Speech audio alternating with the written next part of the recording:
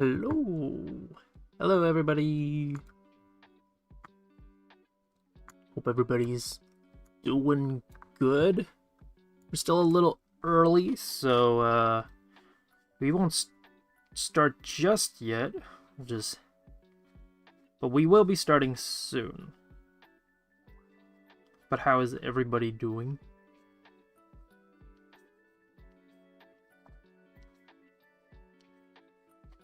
Hope y'all are doing good, having a good weekend. Hello, Vin. I feel like this might be. Is this my first time seeing you, Vin?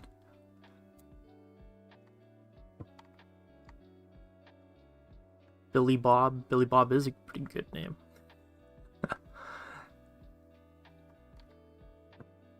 Shrek anime. I don't know if that's up our alley, but yeah, I don't know. And Quinn, you're sleepy, but glad you could join us.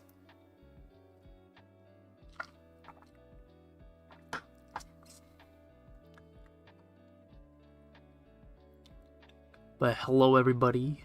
Hello, Venomized Toothless. Hello, Hina. It just woke up from a nap. Ah, then you shouldn't.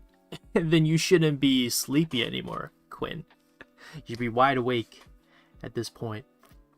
Very, very awake. But yeah, we're gonna start soon, but kind of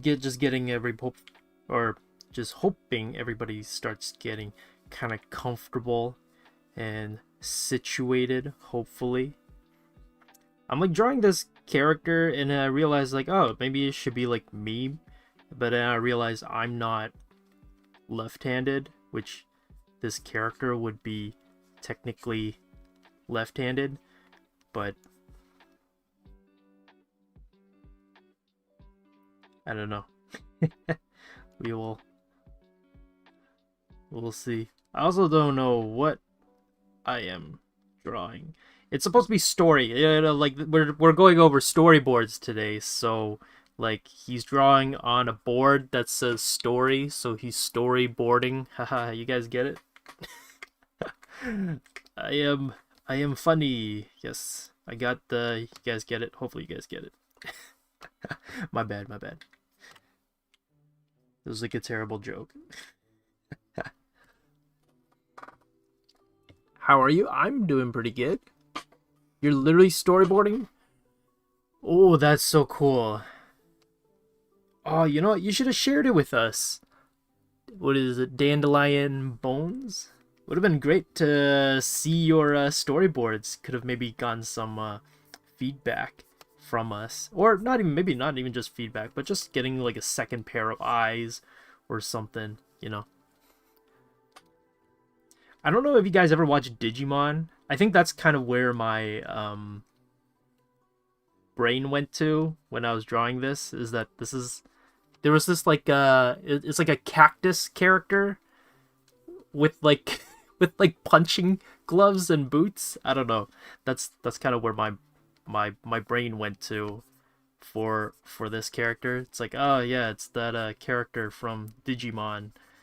The cactus the cactus character. That's from Digimon, right? Or is that from like Persona? Maybe it might be from Persona, or they have like a similar character. So I don't know. That's who this character. That's Digimon, right? Yeah. Okay. Impmon? Is that a character? Impmon? I don't remember Impmon, but yeah.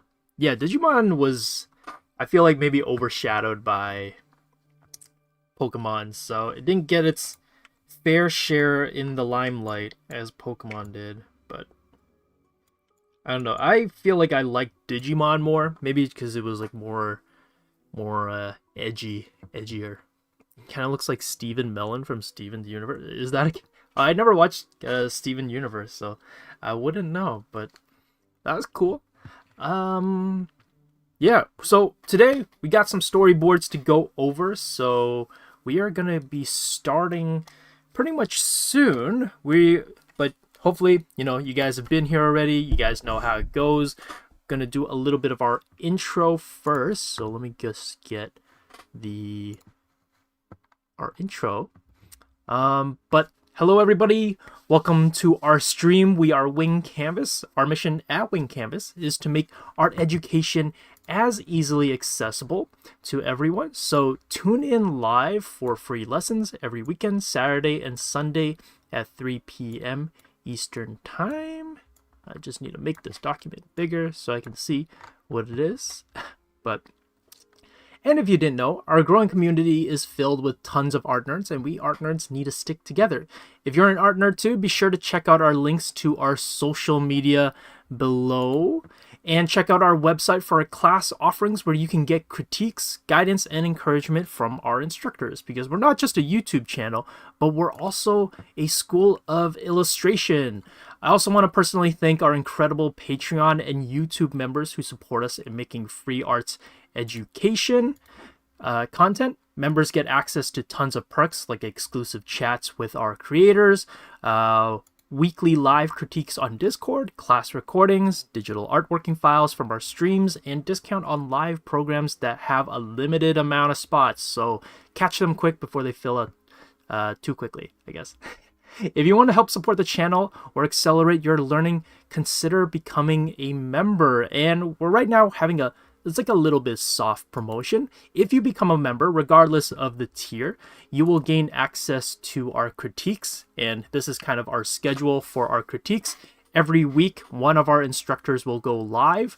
The next one is Iggy. He will be going on to the members only Discord channel, and he will be on the voice call, and he'll take anybody's drawing, or I guess if he has as much time as he has to go over your drawings, and will give feedback and critiques on them to help you improve.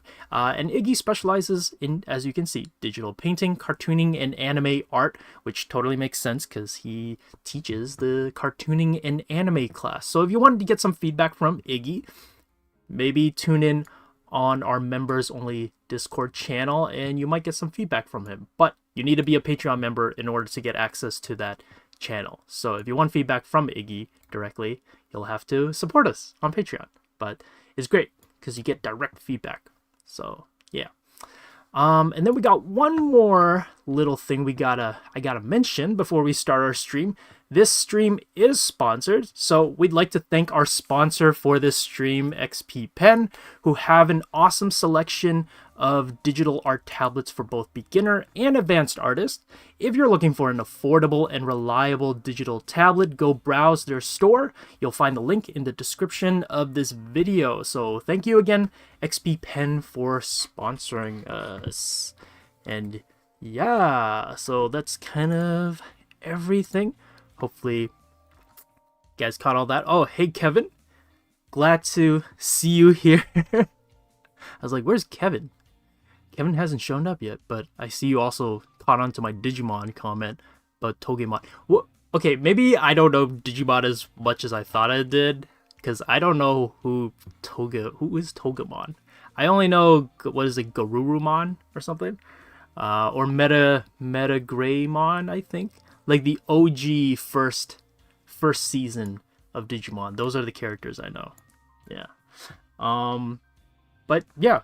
Oh yeah, before we start our stream, we do have a little bit of what we do every stream, which is to shout out our monthly challenge. If you guys didn't know, every month we have a new challenge, and because it is May, we are now doing more spring themed submissions, and that's kind of our challenge. Yeah, every month we have a new challenge. So last month was April showers bring May flowers, so I guess this month would be flower focus because it's May and it's Mother's Day. So happy Mother's Day to all the mothers out there. But we're gonna do that first before we go into our storyboards. Gonna do our challenge, and our first one up is by or actually, no, it's fine. I'm just gonna move my overview so you have a bit more space to see the drawing. But Here's our first submission. This is by Chaotix, and I really love this painting. This is it's got some Monet, Van Gogh vibes in here. Really love the brush strokes. I like how free all the applications of color are. Really great saturation on the flowers too. Really great way to just ease in and welcome in spring. So great job, Chaotix. Awesome painting. And then we got too zoomed in. We got one by High Priest Vin Reptilier, I think is how you say your name.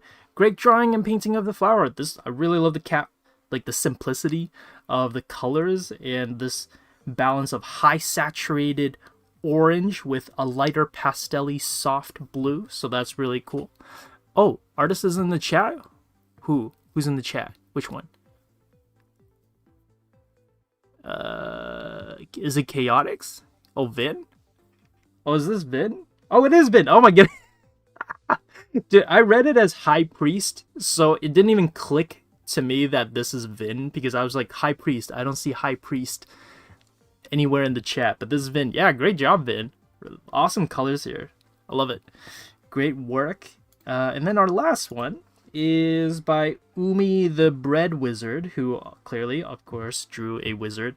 And I really love this color palette and this vibe over here. Love the petals flowing in the wind. Love how just cheery and upbeat just this drawing is. So yeah, and I think what helps sell it is just how bright and high contrasted this white blouse, I think it is. A blouse? Is that what it is? I think it's a blouse. But then also this shadow. So it really helps sell just how bright and sunny or I guess the scenery is. So yeah, awesome drawing, the three of you. And again, if you want to submit your pieces, be sure to check out the challenge the challenge channel in our Discord server. This way you can post your drawings, and who knows, maybe one of us will pick your drawings and give you a little shout out on our stream. So again, thank you everybody who submitted. It takes a lot of courage to submit something. And speaking of needing a lot of courage to submit something, 6 of you have submitted storyboards, and we are going to be going over all 6 of those storyboards. Now, before we go into storyboards, maybe we should just clarify, or I should clarify, what I'm going to be looking for when it comes to the storyboard, and also just give some examples of storyboards that I think are pretty effective and storyboards that I personally like. So I'm gonna see which one. Okay, we're not starting off with that one. We're gonna start off with this one. So I'm just gonna go over some storyboards that I like and what I will be looking for when we go over the submitted storyboards by our community. And maybe I'm gonna write down first what. Oh, whoops. We will use a different layer. No more cactus guy from Digimon. But yeah, I'm going to go over 3 things that I'm going to be looking for in our storyboards. And let's just write that. Why am I writing Geo? Things I will be looking for in your storyboard. I apologize for my beautiful writing. Not everyone can write as well as I can, clearly. You had a healthy amount of submissions? Yeah. I mean, you know, some people came through in the last minute, so I think 7's like or 6 is a great amount, because this way everybody gets around maybe like 10 minutes, which I think is a pretty good amount of time. So the first thing I'm going to be looking for is the story. This should be pretty straightforward and pretty obvious. This is kind of why we do storyboards. We want to see what the story is and what's happening. But the other thing that I'm going to tie in with story as well, and what I'm going to be looking for, is the intention of the story. And intention can play a pretty big role when storyboarding a story or a sequence. And it's like, is it supposed to be action oriented? Is it supposed to be slow? Is it romantic? Is it scary? Like, all these things play into how a story can be presented. And so story is going to be the biggest one. I think that's going to be our main focus, especially, or at least have one of the highest priority, is the story. The second one is going to be clarity. I don't know why I wrote the L like that, but we are gonna fix that. So clarity, obviously, if I can't tell what your story is because your drawings are maybe a little bit too messy, or the spacing of the story panels and frames themselves are a little bit too difficult to read, then it's kind of hard to critique and judge the story or the flow of the story. So clarity is going to be a big one, and story is going to also play into the scenery, like how clear is the scene and action being conveyed. Why? How do I learn this in IT? You learned this in IT? Hello, Chrissy, Izzy, and Alex Smith. Thank you for joining us. And then the third thing is pacing. So, pacing. This one is going to be somewhat tied to intention as well, in a way, because depending on the intention of the story, if it's high action, then it should feel somewhat fast and high octane and very dynamic in the shots. If it's supposed to be scary, then maybe it's supposed to be more drawn out, more slower, more buildup of shots. And so pacing is going to be really important, and these are kind of the three main pillars that I am going to be going back and forth and using to judge and give feedback on for the storyboards that are being submitted. So yeah. Also, there's like obviously like other smaller things like draftsmanship, character design, perspective, and camera work is a big one as well. And artistic integrity, or not integrity, artistic intention. So I'm kind of separating artistic intention from artistic intention. Is a little bit different from story intention, where story is straight up just the story, whereas artistic intention could be something like how it's shot. Is it really busy? Is it isolated? Does this artist have a particular way, or director have a particular way of framing characters, introducing characters? So that's why I'm kind of like, this is a little bit of a separate thing, but it can also again tie back to all three of these. But I feel like artistic is somewhat dependent on who it is that's storyboarding this, whereas these main three are pretty universal to anyone that's storyboarding. So yeah, artistic intention, I'm keeping it separate, but it can play a little bit of a big deal in how we judge these storyboards, or maybe not judge, but how we appreciate and look at these storyboards. So yeah, this is kind of what I'm going to be using. And before we jump into the submissions, I just want to show off some like storyboards, a different variety of techniques, or maybe not techniques, but more just like the style. And I love showing Legend of Korra's, a little bit maybe spoilers for season 2 of Legend of Korra, but I feel like it's not that big of a spoiler. But yeah, if this is spoiler, I guess don't look at my screen right now. But yeah, I love Legend of Korra storyboards. They are super detailed, and they're always like way more intense, or maybe way more. They go overboard with their storyboards compared to some that we'll see later on, which are more simplified. But I do think part of that is because they really want to make sure that the anatomy and the character drawings are working really well. So hold up. Okay. So a big part of, I think, why they go intense with all these storyboards, like look at all this detail over here. Like they did not have to draw all these characters and all these breakups in the storyboard, but I think what this does really well is it makes sure that the action is solid. So we go back to the intention of the storyboard. What were they probably aiming for? And that's probably the choreography of these shots, these hand movements.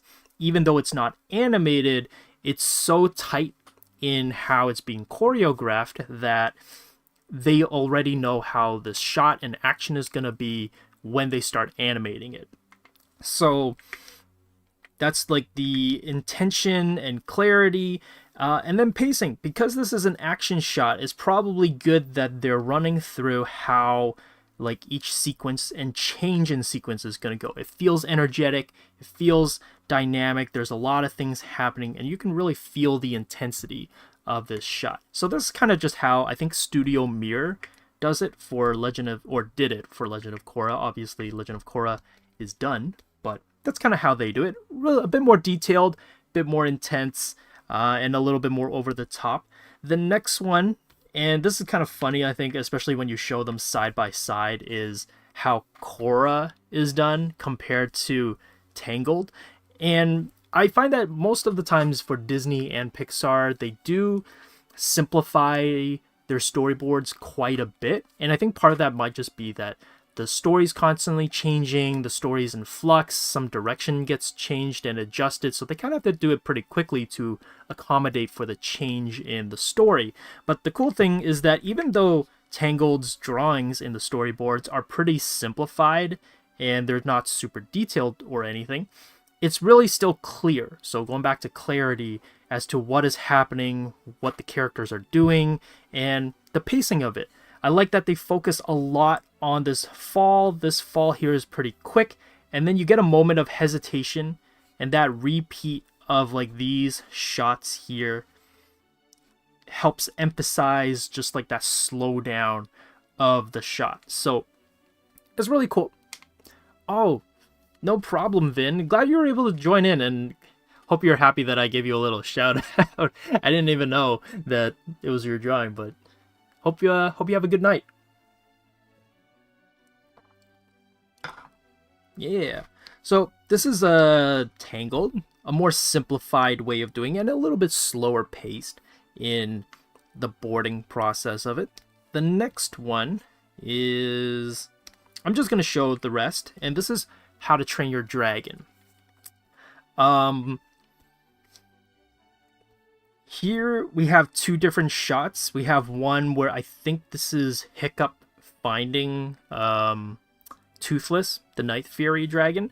Again, a little bit more slower, but the cool thing that I noticed for the storyboarding is that you can almost follow it beat for beat, like him running up the hill, and I like that there's an emphasis and time given to him running up the hill, coming up to the peak of the hill, and then letting that build up happen, so you can register all just like this moment and this more slow build up to the sequence to reveal the dragon and everything, versus maybe this section over here that's a little bit more intense. It's a bit more like, oh no, he's in a sense of danger and you don't really know what's going to happen. But I think what's really great about all these kind of How to Train Your Dragon storyboard sequences is that you almost can feel the timing and the beating, or not the beating, the beat.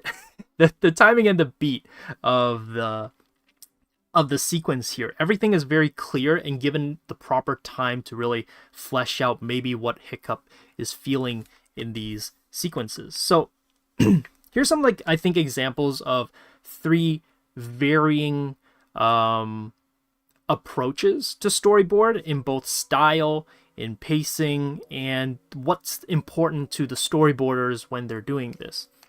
Yeah, so this is a little bit overview of, again, what I'm looking for and some examples of what are some good ones. So yeah, I exist in here for about 30-40 minutes, Evianon. Well, Evie, I hope you stay long enough that when your storyboard comes up, you'll be able to see it.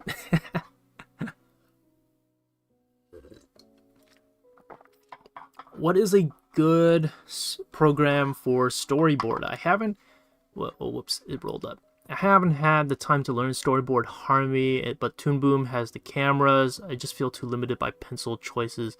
I use Clip Studio Paint. I feel like, honestly, you can kind of storyboard with anything. Like, if you look at these, especially like the How to Train Your Dragon ones, and even actually all of them, they're just almost like comic book panels. I know there's like the more dynamic ones, especially if you want to start doing like animatics, then maybe like Storyboard Pro or Toon Boom, but those are expensive. So if you don't have the budget to, you can always just go old school and just draw it panel for panel, kind of like these ones. These are more old school and more just traditional approaches to storyboard. You never really have to go like crazy or fancy with it. So yeah, I think, you know, sticking with Clip Studio and just drawing out the boards and panels, I think is totally fine. Story too intimidating for me at first sight.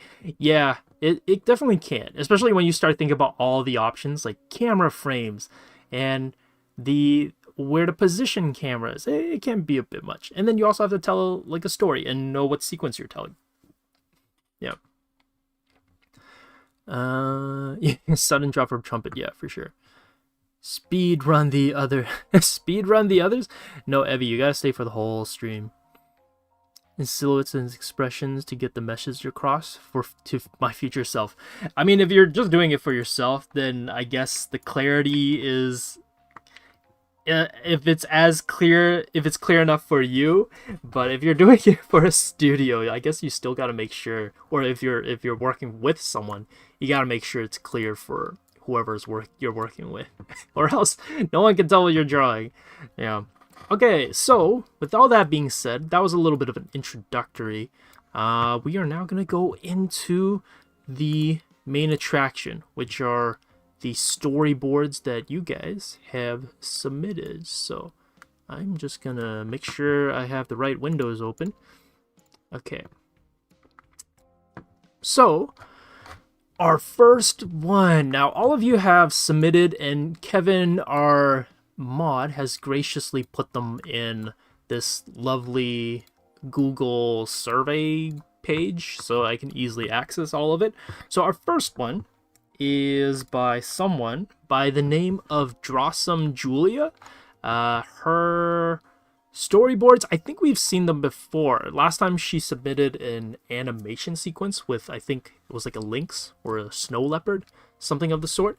And yeah, her stuff has always been really great, very well drawn, and we're gonna take a look at it. I'm just gonna open the link. Give me a sec to open it.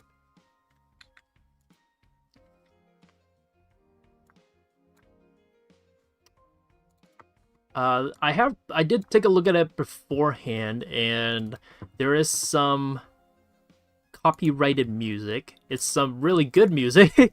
Great song choice, but I don't think I can play it or else we get demonetized. So I'm not gonna play it. But it's really good. It's a really good song choice. I actually don't know what the song is. I think I would, if I were to take a guess, I'm gonna assume that the song's called Nightingale, because that's what it's called. But this is our first one on the chopping block. Yeah, so I'm just gonna let it play out. Just imagine this really nice folk indie song kind of thing playing. Oh wait, actually this is different. Hold up. This is the one I saw. Okay, I'm gonna go with this one because this is the one that I saw. This one has the Nightingale song, I believe. And this is by DrawesomeJulia, so thank you for submitting, Julia. I don't know if you're here, but I'm gonna let it play out. This is more of like an animatic since it's not in panels, but it's not animated.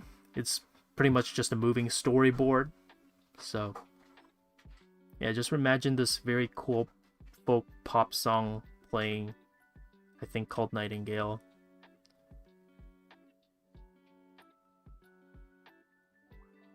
It's very well drawn. Love the way you've drawn the characters and the, I'm assuming they're cats. They kind of look like cats. And I'll also read her summary of what this is supposed to be, so you have an idea. But yeah, love the expressions as always. Great expressions like last time. And I think that's, is that it? I think that's it. Okay. Awesome. Great storyboard. Let me just quickly read what this is supposed to be. And I'm just going to let it play again. Just loop it. So this is a character called Crooked Star's daughter. Silverstream dies. He sees her ghost before she goes on to join their ancestor, and he helps raise her newborn kids. So this scene is supposed to be sad, And I think you can really tell that with the character expressions, and almost like this very like sweet hugging moment over here, almost to a point where it's just animated at this point.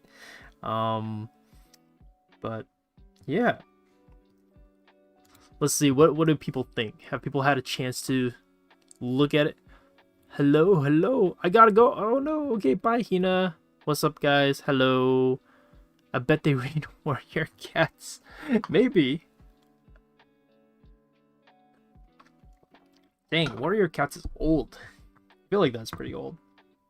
Okay, and every submission, people get to put in something that they want to work on. So let's see what DrawesomeJulia said for something they want to work on. Need help improving the composition and pacing. Also, I would like pointers for what direction I should focus on improving on, or I should focus on improving on in the future. Okay.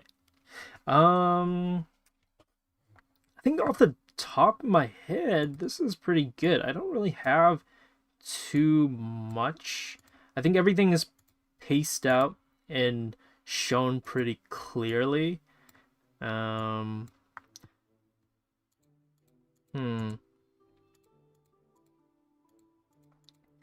I think maybe if I were to have some critiques right off in the beginning, it would be maybe like a faraway shot, an establishing shot would be good to just show this character alone by themselves. Like you do have one over here where we get to see it's like a lower camera shot, and this character is looking up into the sky. Oh, is it a character in the book? Oh, I guess maybe it's like an animated. They want to do some fan animation for the books. But yeah, like you have Crooked Star. I'm assuming this is Crooked Star looking into the sky. And I feel like this is supposed to be a solemn, quiet moment, and it's also a little bit sad. And I feel like having the sequence start with the camera looking down, in a way, makes it, I feel like doesn't quite capture the tune, or not the tune, the tone quite there. So I think for me, here, I guess I'll draw it, is to have an establishing shot first is how I would do it. Like we have a far away shot, we got some trees over here, just to sell how alone and maybe like solemn this moment is. Usually when you have camera shots pointing down at a character, it actually sells it to be kind of intimidating and maybe a little bit threatening. So if you want someone to like tower over someone and make it feel like they're like small and intimidating, or like they're being intimidated, then you have the camera shot up. That's why I feel like this shot here doesn't feel quite like it fits this sequence. So I would just change it to something close to what you have here, but just reposition it lower. And you can have the moon in the sky. And maybe something like this, like further away to establish the character here. That's just my kind of take just off of seeing it. Something like this, maybe. Not too sure. But I think this might be a bit more appropriate for this solemn sequence. And then let's see, you got this. I think is really cool. This transition, I think this works really well. And then having the character there, I think what you could add on more is maybe show this character, just like a sequence of this character not appearing, but like manifesting. That sounds funny though, manifesting. So here, I'm just gonna copy it.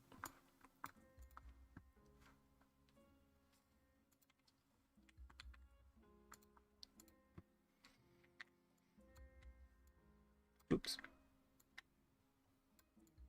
So I'm thinking to have at least a shot where you see this character just slowly appearing, whether it's like a wisp and this character slowly appears and manifests, or like they come down, because if they're coming from the stars, maybe there should be maybe a sequence that shows how this character pops up.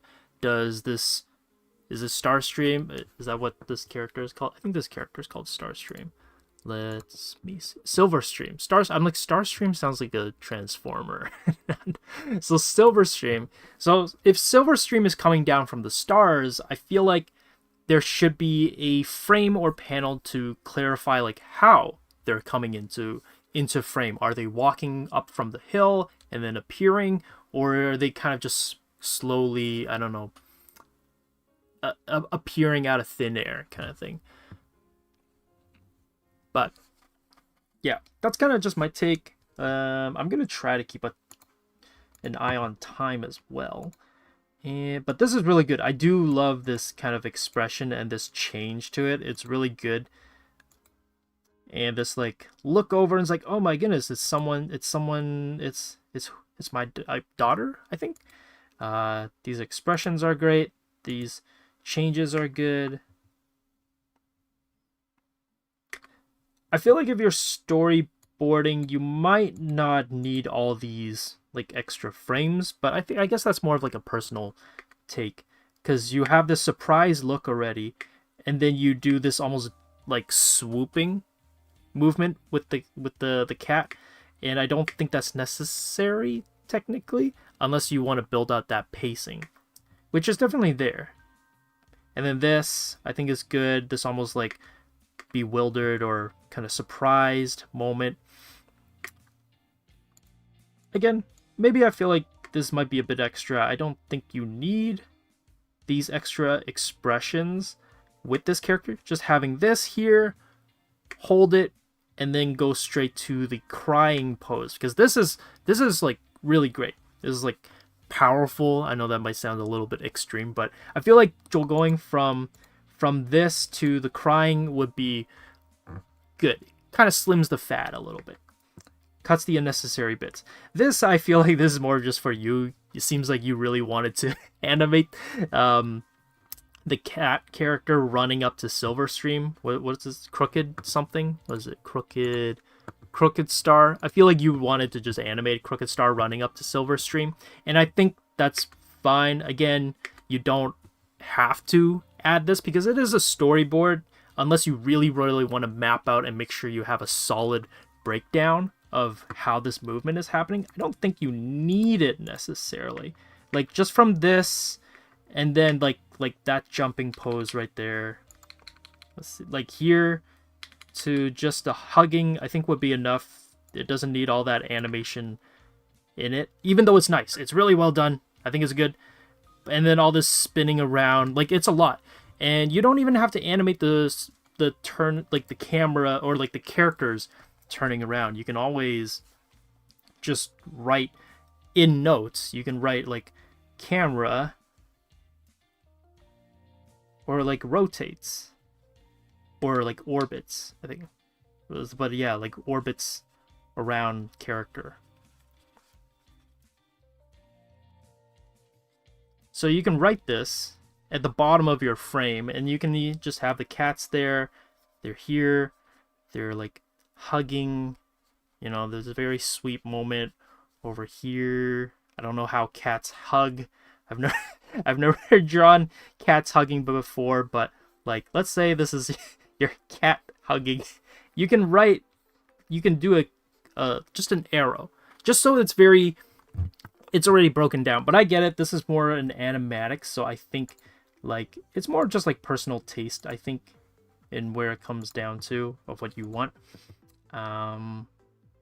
This is really cool, showing the cat. There's more solemn, again, more paced out moments, so I think that's pretty good.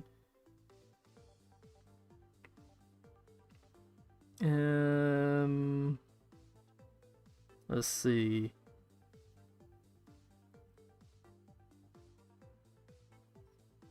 I think if I had like a little bit of critique on the story, but I guess this is kind of hard to show in a black and white or just line drawing.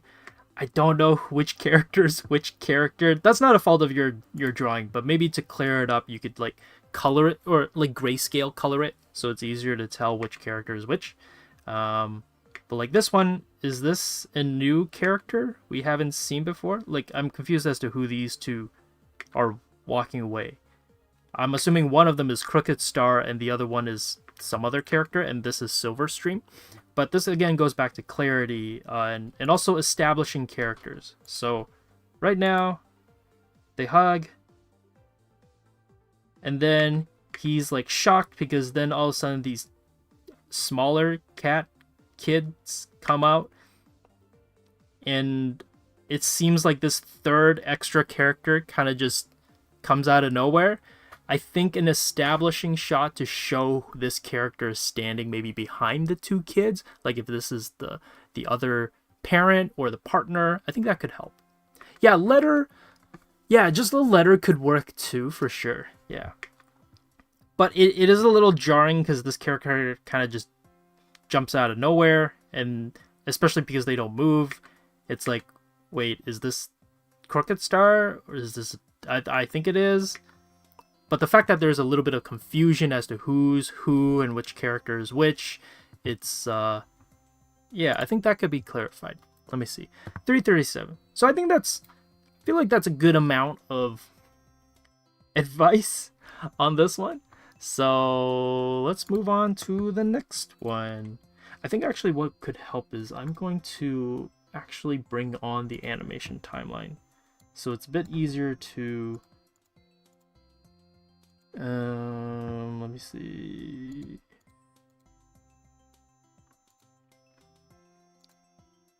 So I can kind of like animate and show maybe down the road. Whoops, not onion skin. Start on 1. And let's move this. Okay, yeah. I think this would maybe help. Hopefully. Hopefully it'll help. Okay, so, but yeah, thank you, DrawesomeJulia. I hope that helps. You got some great sequence already. I think the story is clear. The intention of the story is there. So again, going back to what we're going to be looking for. Story is there. It's really clear as to like what's happening, and I think it does help that you have a little bit of a synopsis. Pacing, I think, is definitely also there, other than I think you can take out a few shots if you want to. But clarity, especially at the end, is where I feel like it's missing maybe one panel to introduce that extra character. But other than that, I think it's really well done. Really well animated and great expressions on the character overall. So thank you for submitting. I hope to maybe see more of your work in the future because you've got some great stuff. And I really always love seeing your animation sequences because they're really well done. Okay, so our next person is someone who wants to be addressed as Ralios. Hopefully I am pronouncing your name right. But you are our second submission. So let me see. Or wait, oh, actually, Ralios, I think yours is the one that I can't open. I'm not going to be like Jesse. I'm not going to bring up and rag on you guys for not giving access. Yeah. Okay. Ralios, I'm sorry, you sent me one that I can't open, so we are gonna skip over yours, but I think I checked everybody else's and I was able to access everybody else's. Yeah. Whoops. Didn't catch it, or I forgot that he couldn't open his. Okay, so the next one is by someone named Ade. It's spelled A-D-E, so sorry if I pronounced your name right, but thank you for submitting. Let's take a look at your storyboards. It's so weird. Google Chrome, you can't like right click and tell it to open in another tab.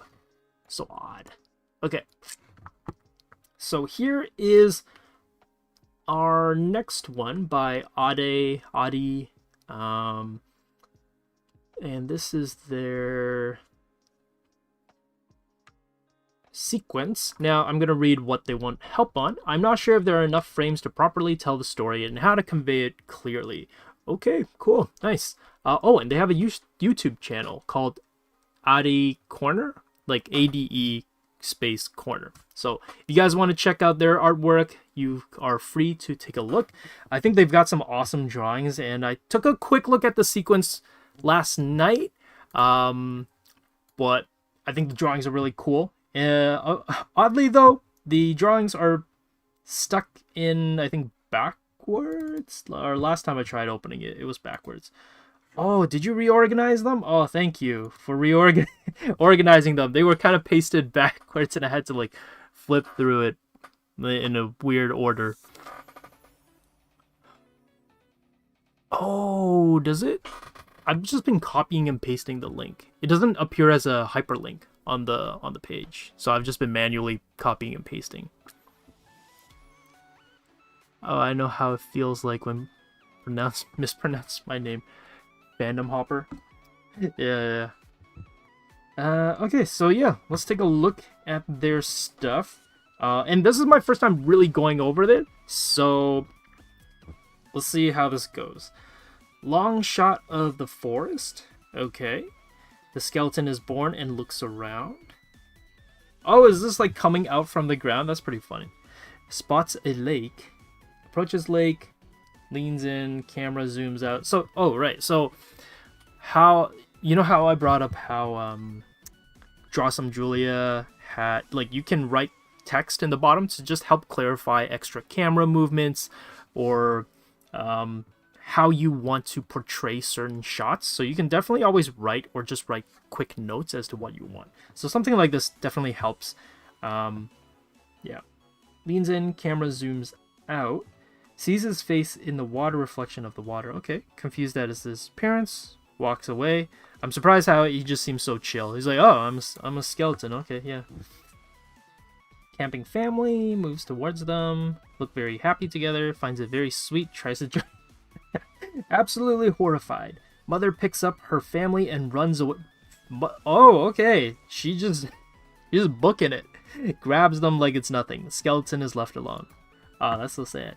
Okay, walks into the abandoned tent, spots something in the corner, turns out it is clothing, picks it up, camera zooms in on his face, happily gets out of the tent with a new outfit. That's a dope looking outfit, looks like a bomber jacket. The skeleton has got a bomber jacket on. How it feels like to wake up with a migraine that you know is gonna last the whole day. Like a skeleton? Looks very confident in his ability to make new friends. He approaches an old man waving friendly. The man is mortified. The man probably thinks like, oh my goodness, it's my time coming for me. The man fell and died. Oh my goodness. So the skeleton tried again and again. He sits sadly as camera zooms in. Very sad. I love how it's just like very sad. I love how straightforward it is. Notices croaking in the croaking? Is it croaking? Croaking in the bushes. Approaches bushes, pushes away the shrubbery, and it is a frog. Wow. Okay. He stumbles back in horror, falls on the ground, and shivers fearfully. That's funny. I love how he's afraid of the frog. However, someone approaches from behind. A new girl picks up a frog and faces skeleton. She tilts her head quizzically and beams. She extends the skeleton a hand. Skeleton is hesitant for a moment, but still reaches out.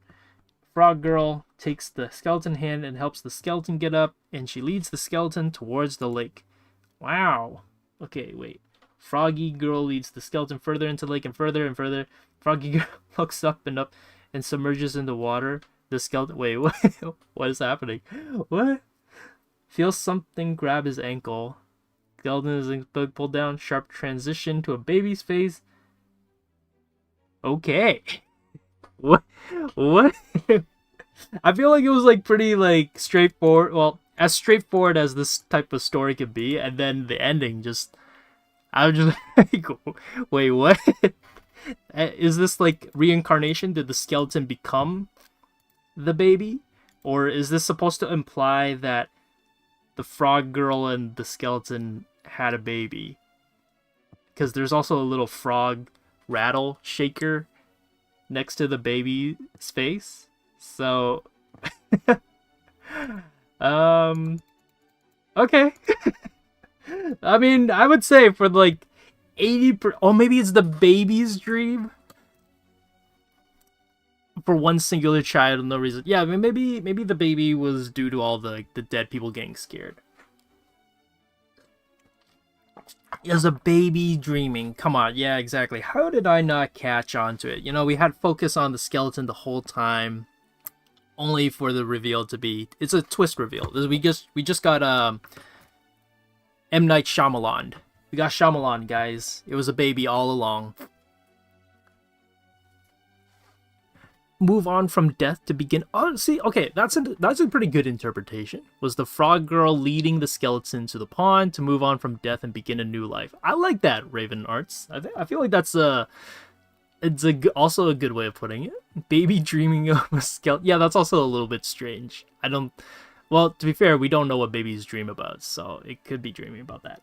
Okay, so enough about interpreting the story, although that is technically part of storyboarding. I feel like for the most part it's pretty good. I like how you're establishing shots. So establishing shots are quite important to kind of ease the viewers into a sequence so that it's not too jarring and that viewers have an idea as to where they are in terms of setting and what's about to happen. So that's kind of what we like to call an establishing shot. And I like that we zoom in into this, like, I guess, section where the skeleton is about to come up. I like that you drew a little arrow to show that the skeleton is sitting up. I would maybe make the arrow just a little bit bigger so it's clear. Also, if it's a night sky, I don't think you need the grid in the back. And also the grid in the... Okay, so if you are going to try to implement some perspective into a shot, let's just go over how I would do it, at least. So let's see. We got... I'm gonna make this bigger. Okay, so you say in your storyboard that this is a downward shot looking at the campsite. That's great. I like that. And you've got these perspective grids, so you lay out the perspective. The weird thing, though, is that you didn't use the perspective grid to draw your tent out. So your tent is following... Here, I'll draw it in red. Your tent is following this perspective grid. And it's a little odd, so it looks like the perspective's different, and it's not in the correct spot. So what I would do is, for a shot like this, I like that you got the grid, you established it, and actually the trees are following perspective quite well. All I would do is just, like, since you have the grid there, just follow the grid. It's hold up. Why do I not? Oh, okay. All I would do is just draw it so that it somewhat follows the grid that you laid out. So maybe something like this. Could be maybe a little higher. And maybe a bit wider. Shorter. Something like this. This way you're following the grid and it still looks like we're looking up at the tent a little bit. Because the previous one made it look as if we're looking almost a little bit lower. At least the camera is a little bit lower. Yeah. We need to make the cut. You didn't follow the grid. Yeah, exactly. So, yeah, it's weird. But other than that, I think most of it is pretty good. Let's see. Spots of lake. Yeah, but okay, you also added all these grids in the sky. If it's the night sky and there's nothing in the sky, you don't need the grid. But that's more just nitpicking. Approaches the lake, leans in, camera zooms. I think this one, instead of writing that it's a lean in, you have this frame over here, and then the next one could actually show the skeleton leaning in. And then, since this is almost like a very slow built out type of a pace, I would show maybe nothing in the water, and then show the face coming in after, so you know that the skeleton is, like, I don't know, either sliding in or slowly appearing. So again, just paces it out a little bit more. But overall, yeah, like what Kevin is saying and Fandom Hopper is commenting on, the overall storyboarding is actually really good. It was like fun to read along, and it was really fun to just like see what was gonna happen next. It was very easy to just track what was going on. Like this is drawn really well. The perspective of this works. Yeah, it just flows really well. I like that you kept pretty much the same shot, showing the people leaving. It's very clear. Like even this walking in sequence of like the skeleton walking in to find stuff, this is really good. I wouldn't change anything too much. Let me see if there's anything else. Like I like this repeated aspect of him just walking up to characters and people just straight up dying because they're shocked is pretty good. And I like that it's just repeated and there's no like something like this that's a good joke. You don't need establishing shots. You don't need all this extra bit to it. So yeah, it's just so sad. Just sitting there. That's pretty good.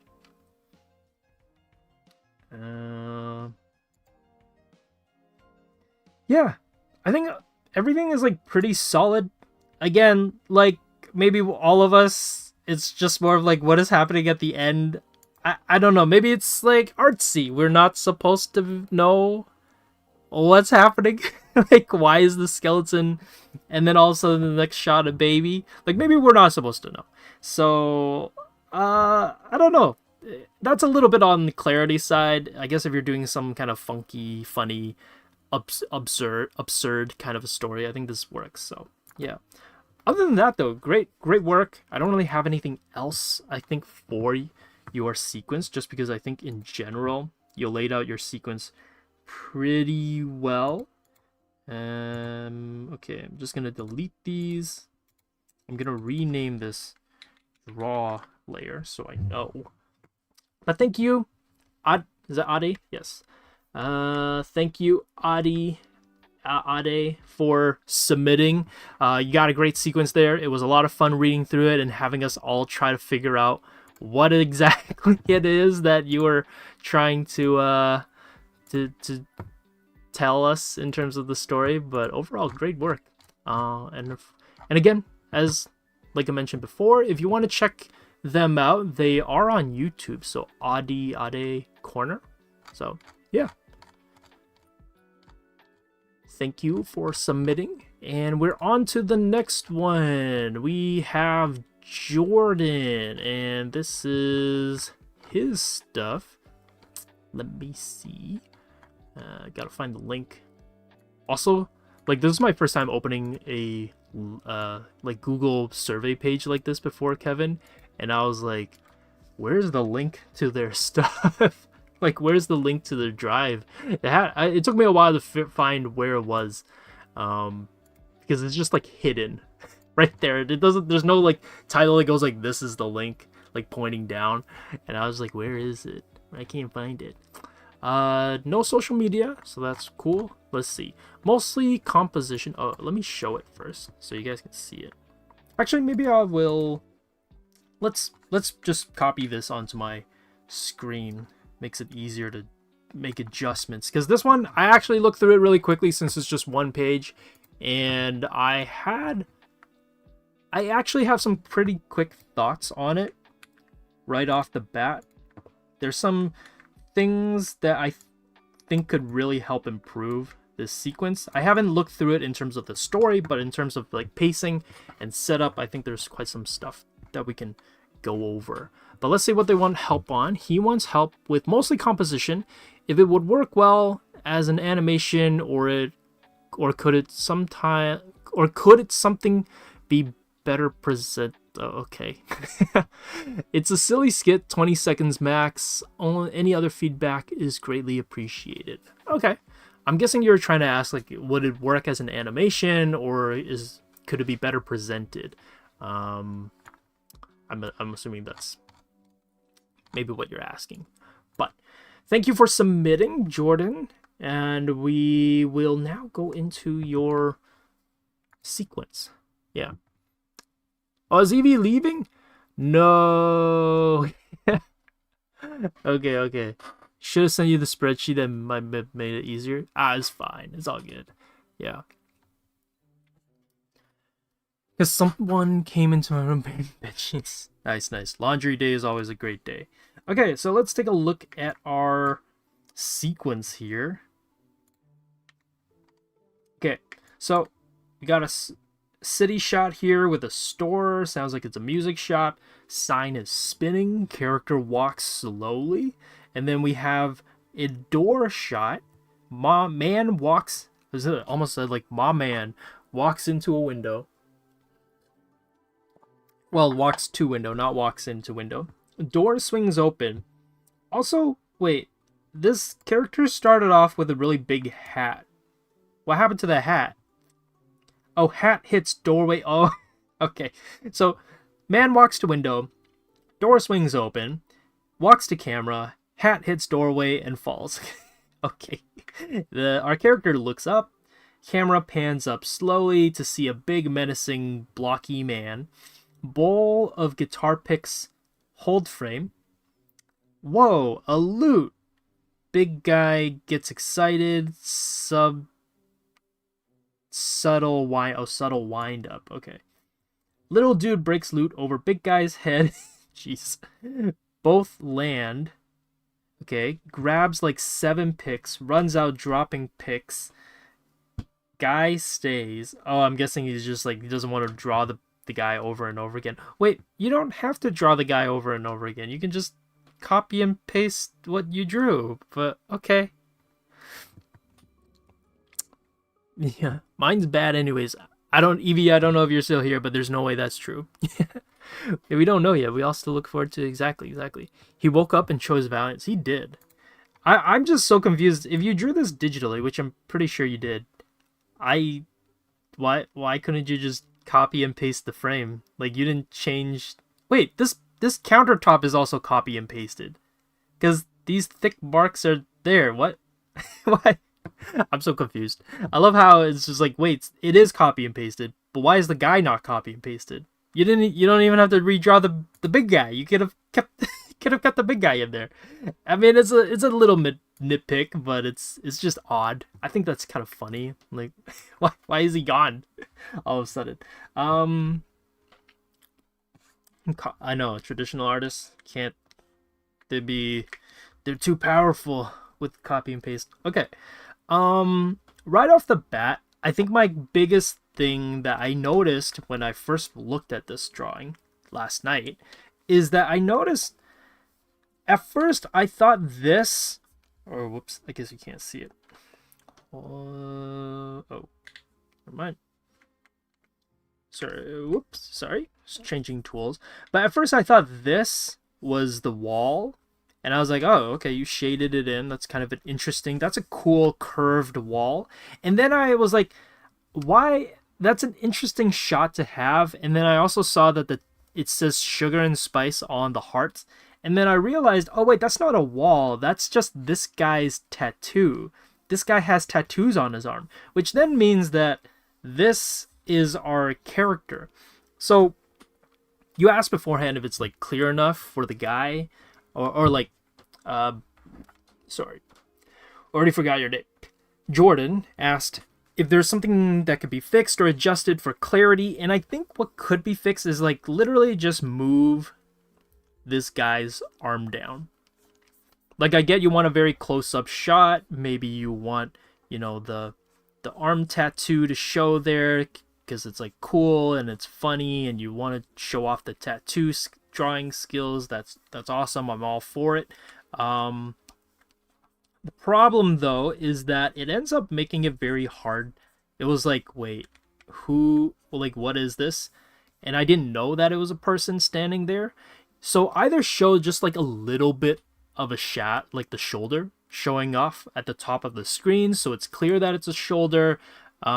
Maybe in like once it gets like animated, it'd be pretty clear that it's a person, because the person might be moving and whatnot. But yeah, just the fact that this kind of blends in with the wall does make it a little bit hard. So I would zoom out just a little bit. You can definitely, I like this camera position, the camera being like right here where the character is and right next to the guy.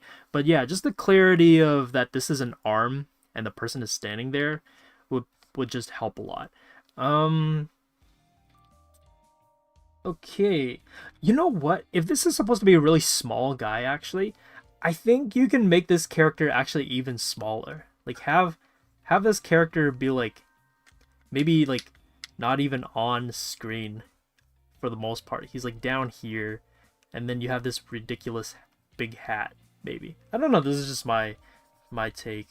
Maybe you're like, no, I don't want a character to be that small, which is totally fine. I think that's okay if you don't want the character to be that small, but I feel like that'd be kind of funny if this character was this small, like just way down there, just to sell how big the guy's supposed to be. I do like the pacing of this. I do think it's funny. It's like a little bit over the top and silly. For the most part, it is really clear. I feel like this would be, yeah, everything else about it is not bad. Storyboard wise, I guess, like, why is this guy not just copied and pasted over here? Like, I don't know. That's kind of my only gripe. So it's really clarity of the setup shot. I think these frames are set up really well. Like this grouping of shots is set up well. But yeah, the shoulder thing is a bit odd.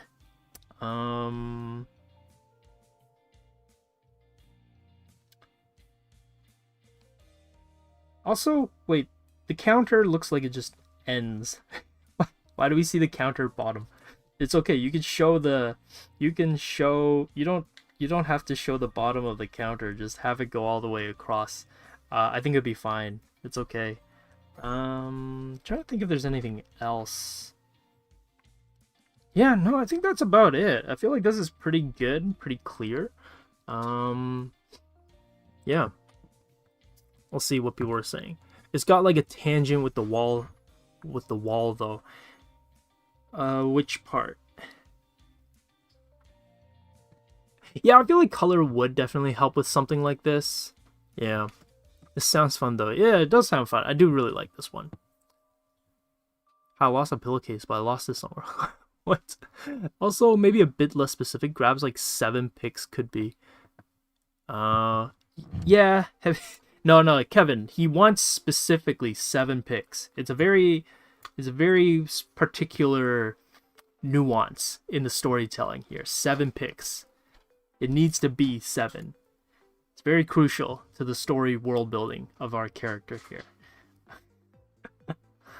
Also, it's like he robbed the guy for guitar picks, but also drops a bunch while running out. So, like, what?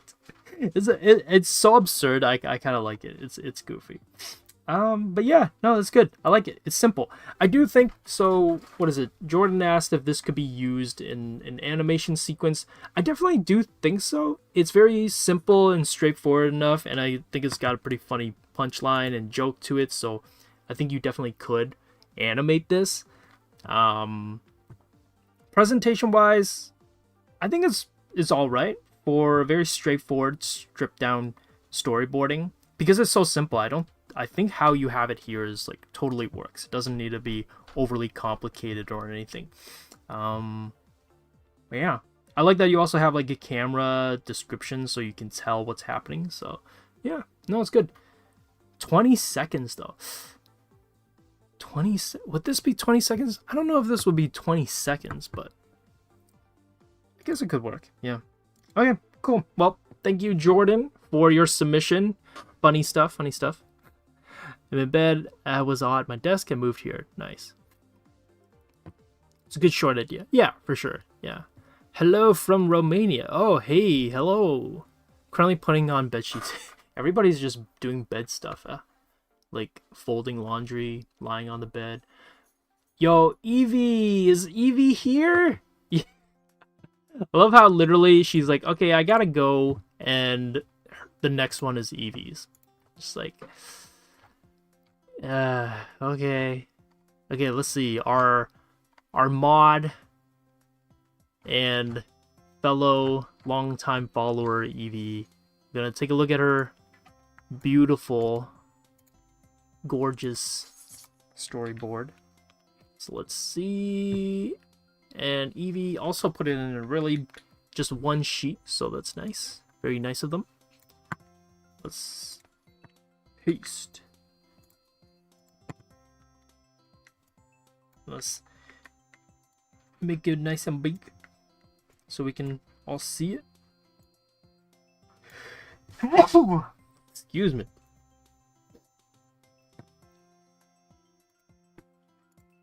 Okay, let's see.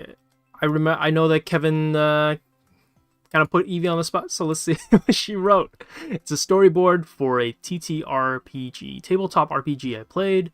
Concept is 4 characters who are not wizards who are trying to pass wizard text while not being discovered, based in true events in the campaign.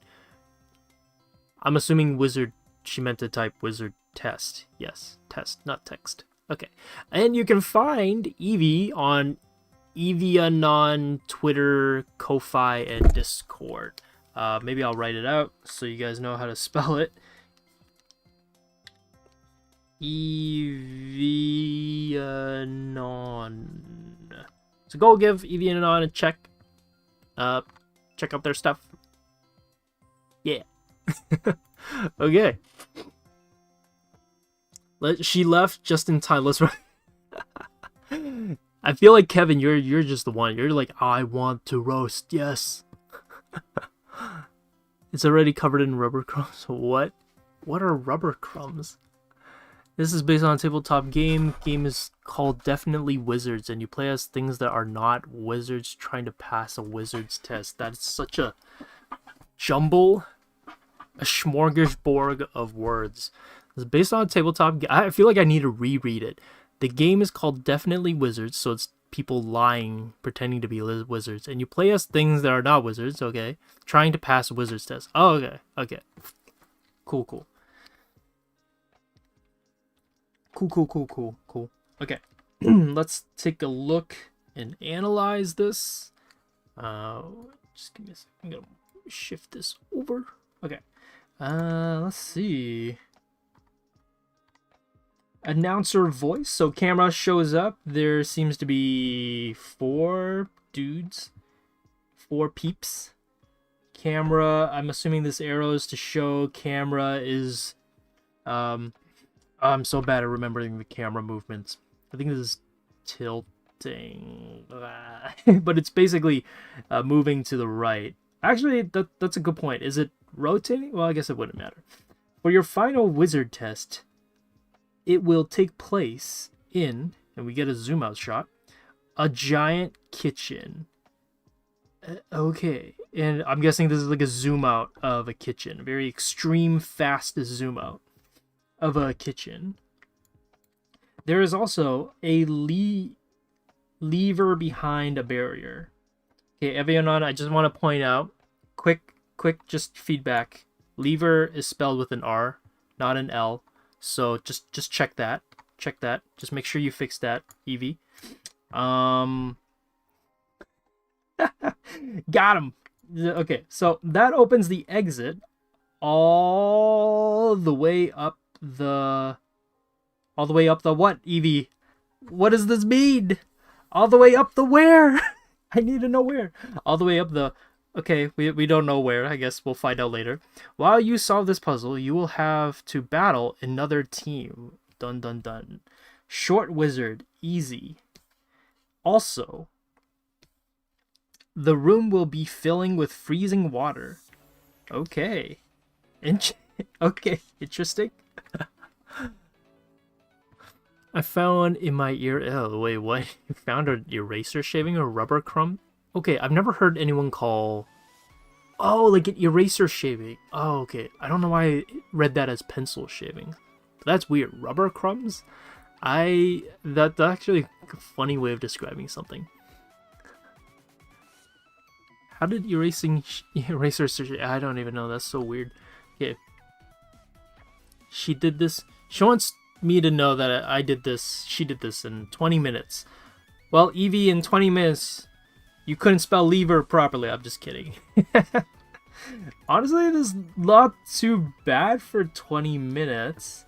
I think what could help, I don't know if you'll take this feedback, Evie, but, you know, just writing down what the camera movements are, I think could help, just so that it helps establish, you know, okay, when you're doing an arrow like this, is the camera, like, panning over? Is it tilting over there? Is it moving there? Yeah, it would just help. Sometimes you can also write down the amount of time it takes for a camera to move somewhere. So if it's like, for example, for the previous one, it was the camera pans up to look at the really big guy. You can say that this camera movement takes, I don't know, 5 seconds. 5 seconds, quite a long time. But if that's what you want, it's easier to write the time so you know. But yeah, and then we got a zoom out shot, which I quite like. Wait, is this the exact same room? Oh, this is like a zoom out, so these are our characters. Oh. Okay. I feel like you should probably just make them like really, really tiny over here. I feel like this would make more sense. I was like, oh, is this just like writing? But I think those are the characters. And this is like a shot to show the kitchen. It's okay. Okay. I would probably just not do that and have, okay, if this is a really big room, I don't know. I think what's kind of missing are like establishing shots right now. Like, is there a wall here? Is this the floor? Like, I know this is the camera movement to show it moving, but I feel like if you establish some like rooms, that could help. Also, this kitchen, really great well drawn countertop, but I feel like it would make more sense to draw it at this angle. Probably. I should maybe not draw it in pink. That's too confusing. But something I feel like more like this, because we are technically looking down on our characters. Maybe you did it like this so that you could see the sink properly. But yeah, I don't know. It's a little bit, the angle of it feels just a little bit off. Especially if this is the ground plane and everything, I feel like it could be like a little bit different. And definitely make the characters way smaller. I think it would just make it funnier. Yeah. Yeah. Definitely that's kind of a thing. Yeah, the kitchen does feel like it's in the wrong perspective.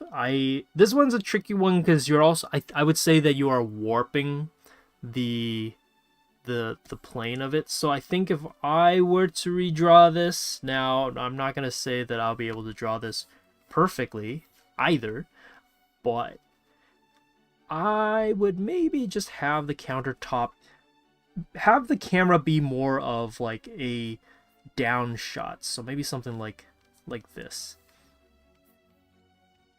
instead. And then you could still have things like, I don't know, a bar of soap or something. I get that maybe you wanted to show the tap, but based off of like the limitations of this, I would maybe not have that. You could maybe show like a towel hanging off on the side. Maybe that might help. Like a towel. So this would be a towel. This is like a bar of soap. Just to show that it's a kitchen sink. And then the characters could be really, really tiny over here. And then you could say that the camera zooms out to show that. Because then this makes it feel more like they're on a really big floor. Oh, is it also tiled? Okay, well that makes it even, like, I feel like somewhat easier. Because then you can draw this as like a room. And I guess, let me see. You can even draw it as like a warped perspective room. And these are the tiles.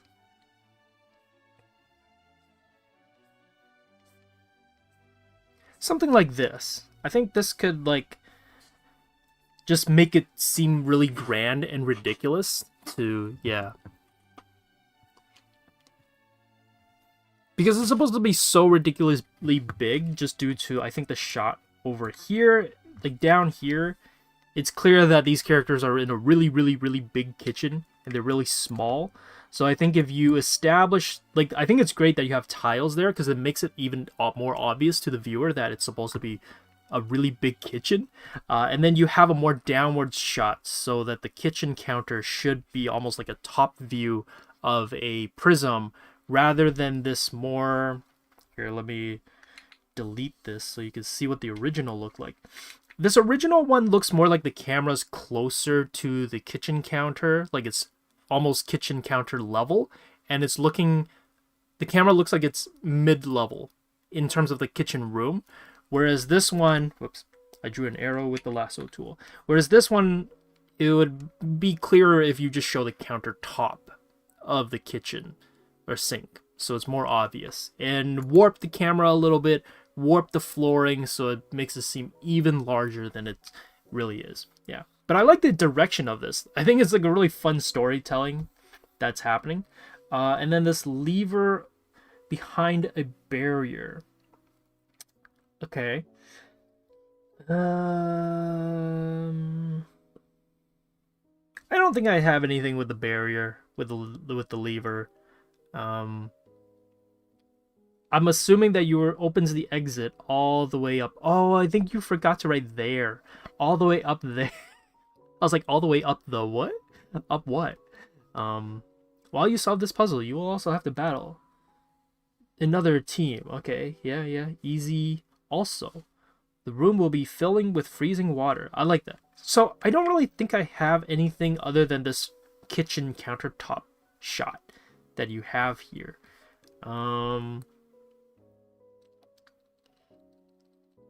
trying to think if there's anything with this lever. Because I was thinking like you could put something here like a sign to just show sense of scale. Like I know this is not a room design kind of critique, it's more of storyboarding. But because sense of scale is so big, you can have stuff that we all know and recognize, and that would help with the legibility of this. Like if you had the exit sign here, I don't know, and this exit sign is like absolutely just massive, then it's easy to tell is like, oh, this lever is like tiny, it's super small. If the exit sign is this big, then the sense of scale, you're able to like interpret it. But that's just an example. I'm not telling you to write the exit, use an exit sign, but it's more of like, it can help with the legibility. This lever is a normal size and it's on the counter. Wait, it's on the counter?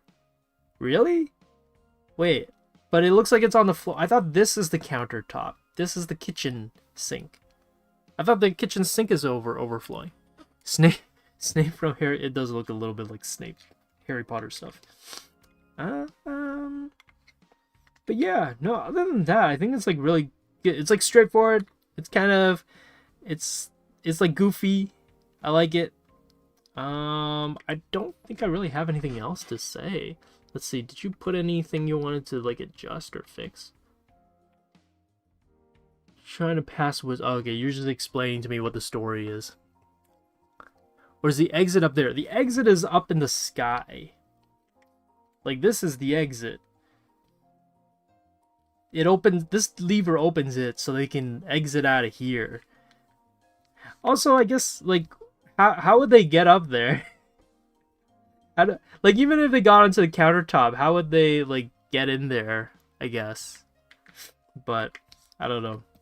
But great job. I think this works. Oh, I guess for perspective, just quick thing. If the camera's lower, it's okay to have these be way more skewed. Like, just way more skewed. And you can make these tiles also just bigger and way more skewed, so it's more dynamic. Yeah.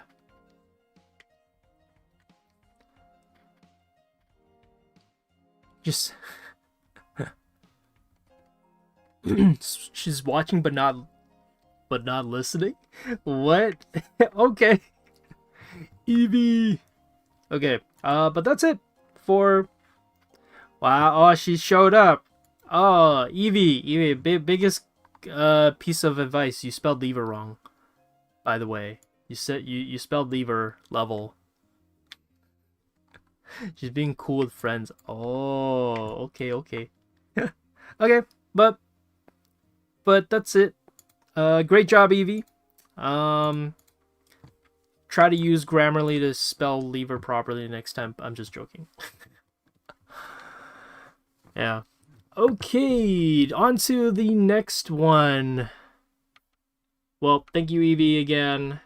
Everybody, let's give a round of applause for Evie. Okay, the next one is ThatOneVA. Okay, interesting name. Let's see, what is her storyboard? Let me find it. Let me just... blah, blah, blah, blah. Okay, we're all close to being done, guys. I feel like we're doing pretty good on time. Got about like 30 minutes. Okay, this one, I don't think I took a look at this one, or did I? Oh, I did take a look. Okay, yeah, this one, I remember. I remember this one. Right, okay, yeah. This one. Oh, you guys will probably be able to see what my biggest feedback for this one would be the moment you see it.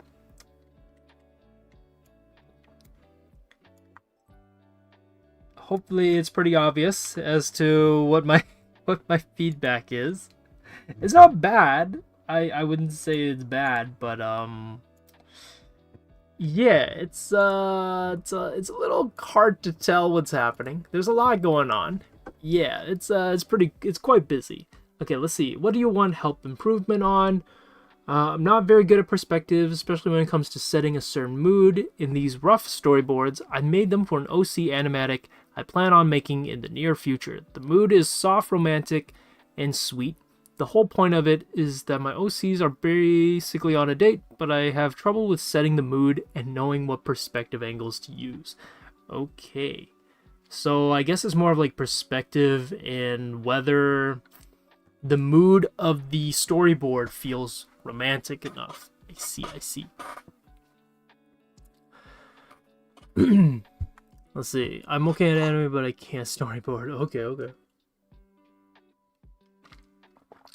Yeah, I mean, like, storyboarding it's a different muscle to train for sure. There is a lot going on around here. I can't make anything out. Yeah, it's too static for me. I can see that. Yeah, I mean, you know, if you want, the best way to merge it is like create an animatic. It's a little bit of a blend. Yeah, no problem, Evie. Thanks for submitting. As clear as possible to pick it up. They can tell what's going on. Yeah, for sure. Yeah. So this one, let's try to take a look at it. Let's see. So it's moving also this way, and then it moves over. So a little bit of an interesting, a little bit different. It's not that this never gets used. I think sometimes Legend of Korra uses this kind of like vertical breakdown sometimes, but it's not the most conventional, I guess. Okay, let's try to also see what's happening. It looks like it's two people walking down a road with some trees next to them. This looks like it's moonlit. It looks like there's a moon here, and the camera's moved down. Then we're zooming closer. Okay, it looks like we have a camera change to a one shot, or not a one shot, but like a focus on just the character, like somewhat of a medium shot. Medium shot, I think, if I'm remembering these terms right, it's shoulder or body up, or like waist up. Close-up shots are with just the face usually, like right up to the tops of the shoulders, and then long shots or wide shots are when it's like zoomed out and you can see way more. You can usually see the whole entire character as well as the background. So yeah, okay, we got a shot from, I'm guessing, one of the characters. We'll call this character B to character A. over here. Okay. I think what's confusing about this shot is that you've given the same background to both of them. I guess it looks like character B, we'll just write B, is... Character B looks like they are... Oh, why is it not? It's not letting me take it away. Oh, okay. Yeah, it looks like character B is walking forward, and then that's why the camera changes. But there's a little bit of a weird camera change. Yeah, well, actually, it's okay. See, so the way I'm seeing it is like A, so we got a row of trees. B character just walked forwards, and the camera looks like it's shot this way. And then for this shot, the camera moved over here to look at B and then A. I think that's what's happening. Okay.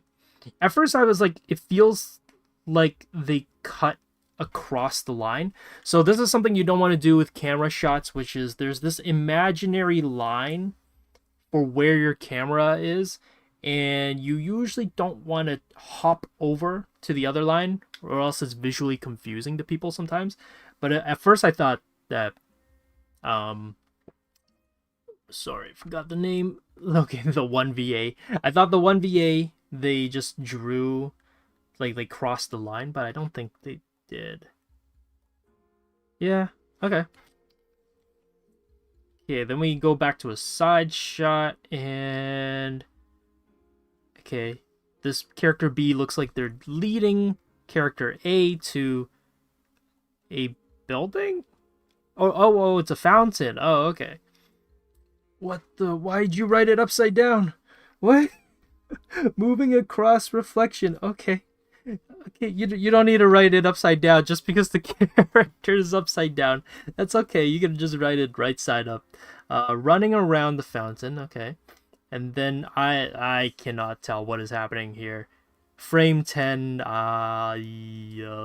What? I think it's just them dancing more around the fountain, maybe, or they've gone out, or maybe they gone deeper into the forest. I don't know. It's really hard to tell. It looks like this character... Okay, it looks like... I don't know. It looks like the character is waving open some kind of covering. Like, it looks like the character is doing this. Or it's more like this.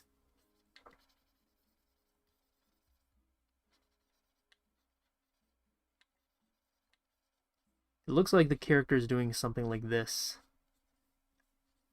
But I'm like, where did that come from? Because this is so unclear that it's hard to tell where this came from, this shot.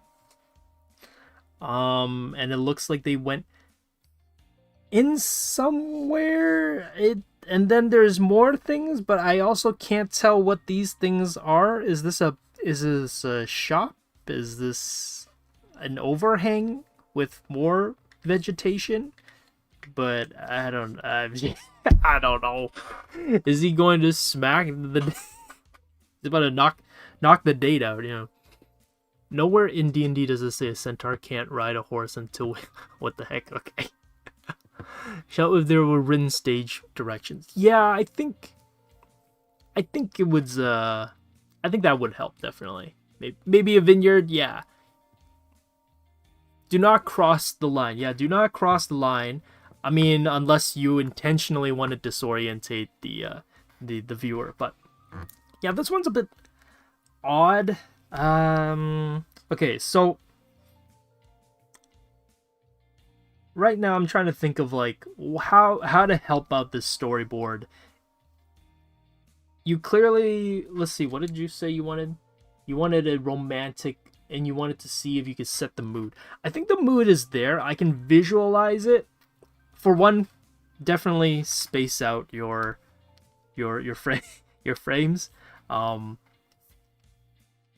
They don't have to be like super spaced out, but something like this would be good, you know. And you don't have to manually draw your frames every time. Just use the square tool is also useful. And then you can just duplicate it every time and then draw it in the same layer. Especially if you're doing this digitally, you can duplicate the frames and just create a grid system like that very easily. Nothing too complicated. And then on another layer, you draw your actual sequences inside of the squares. So space them out. I like that. I do like that you numbered them. That way it did make it easier to tell what is happening. I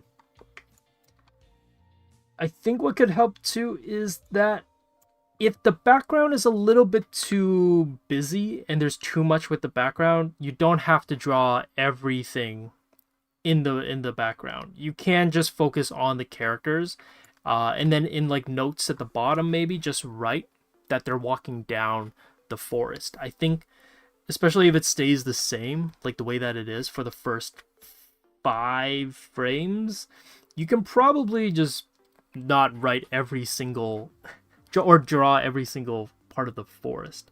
Let's see. Trying to again gauge how it's done. Okay. Yeah, so far it's consistent in terms of like where the camera is. Let's see, what else did you ask? Sun mood. I know that in the community post I did say you could submit your rough storyboards. This might be a little bit too rough. This might be a little bit too hard to read. Like for example, the first one, the DrawesomeJulia, that one I would consider rough but still legible. Heck, even Evie's storyboards are pretty what you would call rough, but it's still legible as to what's happening. This one is just visual overload. Here, let's this is maybe how I would approach your storyboard. So let's say I'm just gonna manually draw it, even though I said to just use the square tool. Here's your frame. Let's try to stay within it. Since it seems like you're using a thinner brush, you know, I'm just gonna redraw quickly what is happening. And are they holding hands? No, oh, they are. They're kind of linking arms in a way. I definitely feel the mood. I think you've got the mood down, or maybe it's because I'm just trying to interject what it is that you want in this sequence, and I'm trying to like I'm just trying to assume what you want mood wise in this shot. I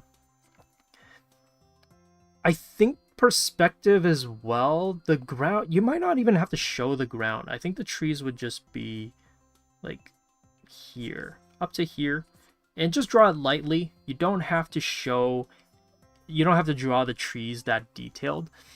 You can color them in if you want to, but the main character should be probably the darkest. So I would just make the characters the darkest. Like silhouettes work too if you want to. Something like this. And then the trees can be of a lighter palette. So the trees can be all like a lighter, way lighter gray, so that there's a break at least visually between like what is being set up. I think another important thing is probably like ground plane. So if you have a ground plane or foreground, background, like all that kind of stuff, like if you have an idea as to where your foreground is, your background, your midground, it makes it way easier to tell as to what's in front, what's behind, and what is like where characters are standing. So you can see like I don't have to draw every single tree, I don't have to draw every single branch or shrub or anything like that. It's very clear already as to where I want things to be and how it's set up. Like this is a romantic situation, and there's these characters walking through a forest and everything, and you can write that down, so you don't even have to draw every single thing. Keep it simple, keep it straightforward, And yeah, kind of like what Kevin is saying, imply that they're in the forest. And if it's too busy, you can always just write walking with linked arms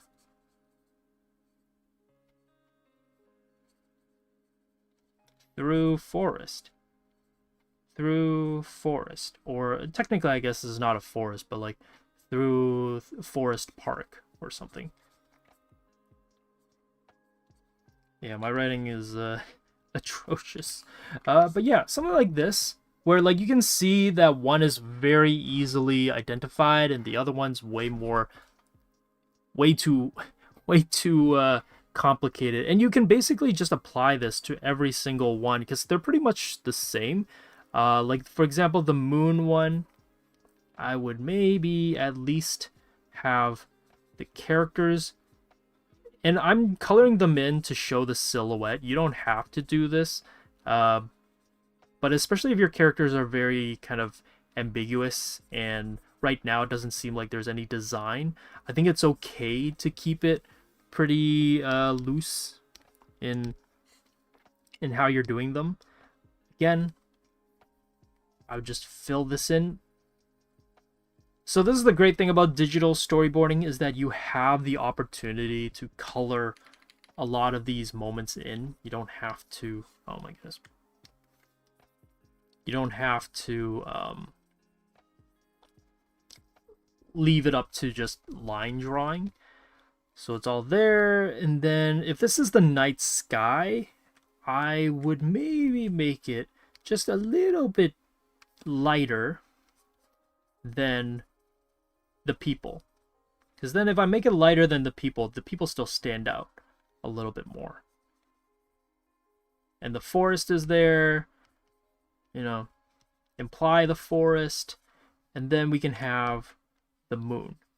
So this is more like if you want to utilize like colors and gradients, simplicity in the shapes, you don't have to worry too much about perspective, and you could just focus on the foreground, midground, background elements so that it's easier to tell what is happening in the placement of characters and what's important. But yeah, this is kind of my, like, if that's how I would approach this one. Oops. Like, that's how I would approach frame number 2, which is like, if the emphasis is on the moon and the characters looking up, then I would make that clear as that is what they are doing. And then that kind of goes the same for everything. I think there's just too much going on, and I would try to find a way to isolate the important stuff. Yeah, let's see. How do I know when to change my pen nib? It feels kind of weird and scratchy-ish at times. I think that, yeah, that's kind of up to you. I usually like to just feel my stylus nib. If it's starting to flatten out on one side and starting to get really sharp, I would probably start to change it. Yeah. But yeah, thank you. Is this the ThatOneVA? Yeah, ThatOneVA. Thank you for submission. I think you've got the mood there, and I think there's something here. There's definitely like a really cool storytelling opportunity in here. And you've got these really cool sets built out, and the interaction, I think, with the characters is what really sells this sequence. But I think you are getting a little bit too caught up in the background. And if line work is not your thing, you can definitely also just rely on shading your background and just blocking it in with very big filled out shapes rather than drawing your entire background. Because right now, yeah, clarity is probably the biggest problem with this sequence. Even though I can kind of tell what's happening and what's going on and what the characters are doing, it's a little bit too ambiguous as to what's happening. But thank you for submission. I know that it takes a lot to submit something, but thank you. Okay, our last one is by DJ Sauls.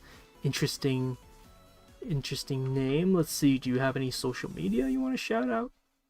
Oh, you do? Okay, on social media, they are called XJ. Maybe I'll write it out. XJ Sauls 36. Did I read that right? XJ Sauls 36. This is on Instagram. Were they in chat? Oh, no way. Did not see them at all. But yeah. Okay, so we're gonna go over his submissions. Let's see what you have. Oh, by the way, as I'm kind of copying the link and posting things, do want to let everybody know that we are having our summer camp intensives coming up soon. So if you want to sign up for character design, figure drawing, comics and manga, animation, I don't know if I said animation already, or illustration in general, we have a lot of these intensives set up for the summer. So definitely check them out. I personally am going to be teaching, let's see, character design throughout July. Yeah, from July 8th all the way to the 19th. And then I have animation that goes from July 22nd to August 2nd. And then I also have illustration, I have illustration at the end of August as well. So if any of these sound interesting, definitely go check out our website. All of the intensives are posted there, not just mine, but also Jesse's and Faye's as well. So if you want to check out what intensives are right for you and whether they sound interesting and you want to check them out, it's on our website and the schedule is all there. So yeah, hopefully maybe I'll see you guys in the character and animation and illustration ones.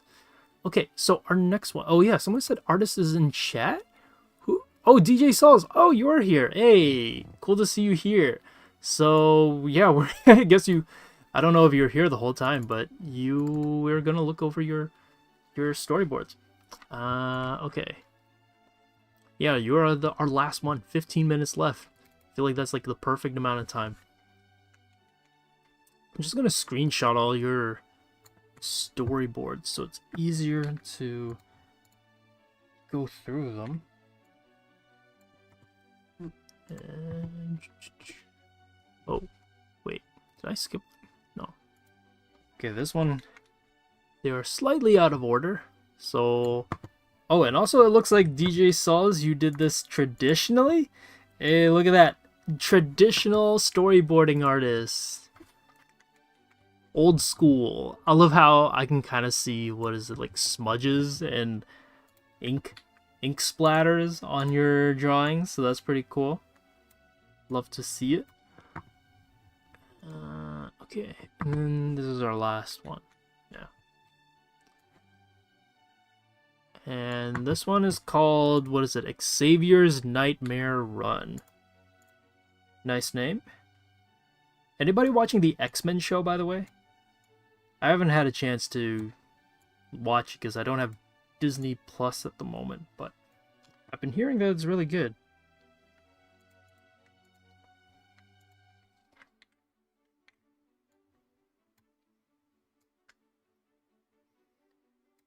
Okay, here we go. I think that's good. Nice. Okay, let's see. You wrote, I am not used to drawing dynamic shots whenever I draw my characters. These storyboards are supposed to be a scene from a horror film, but not too sure. Okay, cool. Yeah, I feel like I've just been waiting for the show to finish and then I'll go check it out. Okay, Xavier, let's take a look at your storyboard. So page 1, I'm just gonna read through them. Let's see. Xavier walking home, a shadowy figure being casted on the sidewalk, or being cast on the sidewalk. Okay. Xavier looking behind to see if someone is after him. A shady character running after Xavier. Okay, and then you know, I'll just save my thoughts for afterwards. Xavier looking both ways to find a path to choose from. Xavier running away from the shady character after turning right. Okay. Xavier stops running to drink water while catching his breath. Xavier puts his water bottle away. It's very descriptive. Walking again, feeling unease. Xavier turns around to see that this shady character from behind is back. Xavier running away from shady character. This is a very interesting way of running with both arms up, you know. Xavier checks to see if the kit was... what? Coast was clear or not. Nice. Sees the shadowy character or shady character wherever he goes. I see he's running away. Shady character is about pounce. Pounce Xavier or bounce? Is it bounce Xavier? Shady character on the ground. Irritated as Xavier looks down at him, petrified. Wait, what? Okay. Xavier runs to his apartment in order to hide from the shady character. Okay. Xavier hiding behind the front door at his apartment, feeling horrified he is finally gone. AC Alex Cortez staring at Xavier fiery as he falls down in shock. Xavier screaming his lungs out, looking up at AC. Xavier running upstairs to his apartment, standing in front of his heart racing and in fear. Okay. Sorry. I'm pretty sure your writing's not that bad. It's just kind of also not the highest quality when I like copied and pasted, so that's probably why. Okay. Nice. I like that you're kind of testing yourself and challenging yourself a little bit by doing an action sequence that, and I know that you just said that you're not too familiar with doing action sequences, so I think that's kind of cool that you're trying it out. Action sequences are tough because if it's just straight action over and over and over again, then an action sequence can be kind of boring. And can feel a little bit overly drawn out. So it can be challenging in that way. And I think that's the kind of the not underrated, but the unexpected challenge of an action sequence is that some people think that as long as something is going on, like punching, someone running is happening, then the audience will always be entertained. The problem though is that you need a few beats to keep it entertaining. You need to introduce the action, which I think you have done really well over here. You introduce the threat, the problem that our character needs to solve. You have the character taking action to get away from it. There is a moment of relief, this like moment of safety, and then you have a final confrontation with the shady character, and then there's a moment again of relief where it seems like our character should be safe, only to have this like small scare, I guess, at the very end. So yeah, I was hoping that it would just be the shadow, like, oh, the shadow's just there all the time, everywhere I go the shadow's showing up. I don't know if that was the intention. So I like that there's these different rhythms and beats in the action sequence. I think that's really good. But I think the main problem is a little bit of the clarity, maybe, especially in this final confrontation with our character, or the character has with the final confrontation that the character has with the shady character is a little unclear, and I think part of it also might just be that it looks like you drew the main character the same way you drew the shady character.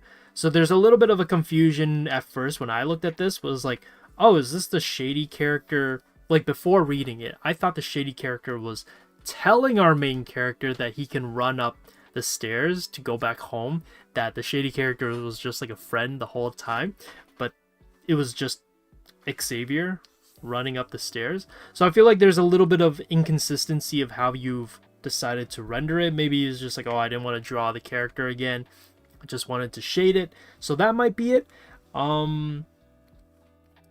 perspective wise, I think you did not too bad of a job. Oh, this is what I was gonna say, where I'll save it for later, was that this was a little confusing. I was not too sure what it was, but now that I look at it, I realize that this is the car. But the reason why I was a little confused is because I don't know if you've ever, I don't know, you probably did it by accident. This is something that we call tangents, but it's a different type of tangent. Usually tangents are when things are drawn too close to the edge, like if I drew someone's face and they're like right up onto the edge, that is a tangent. Similar if something is like cut off, like this is a fist and it gets cut off right here, but then it reappears right over there. This is also a form of tangent, but there's also line tangents. And this is kind of what you have here, where your backpack strap, actually, let me change my color. The backpack strap flows from the hand into the curvature of the car, and then also curves down here. And then not only that, but the curvature also flows perfectly to the shape of the backpack, and it leaves this really weird flow in the drawing. And then also your backpack strap hits a tangent at the bottom. I know these are more, I think, illustration things to keep an eye out for, but it helps with the clarity. So remember, with storyboards, you want it to be as clear as possible, because it's not supposed to be clear to just you, but it's also should be clear to whoever you're showing this to, whether it be your art director, the writers, everybody in the room, whether it's a small work environment or a big studio. People need to understand what it is that you're drawing. And tangents like this make it really hard to tell what's happening, but I think the buildup of the shot's not too bad. I think you did a really good job with the character design. I like that it's very striking. Actually, it reminds me a little bit of Sideshow Bob from like The Simpsons. It's got that Sideshow Bob hair a little bit. The street, this one is definitely tricky with the perspective. For a perspective like this, you're looking down, which would mean that our character should be more of a down pose. Like we should be looking down at our character. So the shoulders actually should be like here, which is a tricky shot. I know it's not the easiest shot to do. It's not like, and it can be like tricky as well, you know. But I do think if you're gonna do a down shot with the camera looking at the streets, it'd be closer to something like this, like a down shot. That's why I'm like, oh, if you wanted to, you can approach the street to be more of like this, and then show the car on the side, on this side maybe.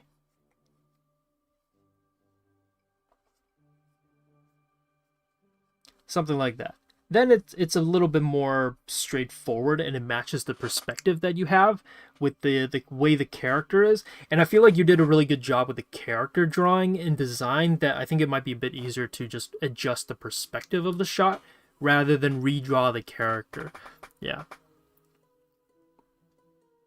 Shot scene 2, shot C.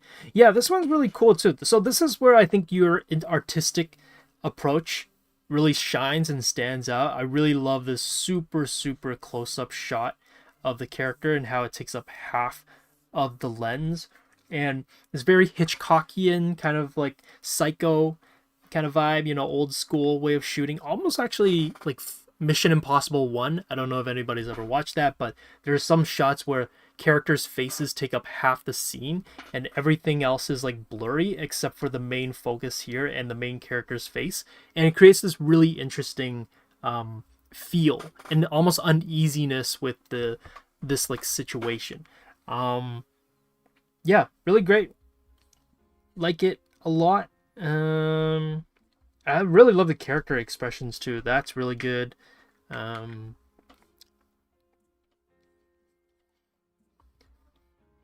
I think what could help with clarity, and I know this sucks, especially when you have like more of like this storyboard template, is to show where he's running to. So if he's running this way, we're following him running, and then all of a sudden he's in a safe area. I think what could help is to show at least one frame of like or a panel where you show where he's going to run to. Have the camera pan to like either an alleyway or like a door in a building so that you know where the character is transitioning and so the audience can follow. Because this, even though it's a storyboard, does feel a little jarring how we went from this shot of him running, which is a dynamic action shot, all the way to a halted, almost static shot. So having a transition would definitely help. Yeah. Oh, DrawesomeJulia, you showed up. Yours was the first one. we went through it. You had some great stuff, so though. But we already went through it. You can check it out. It's the first storyboard we checked out. You had some great stuff though, so yeah. Yeah, no problem. Yeah. Oh, for shots like this, I know you said your perspective's not great.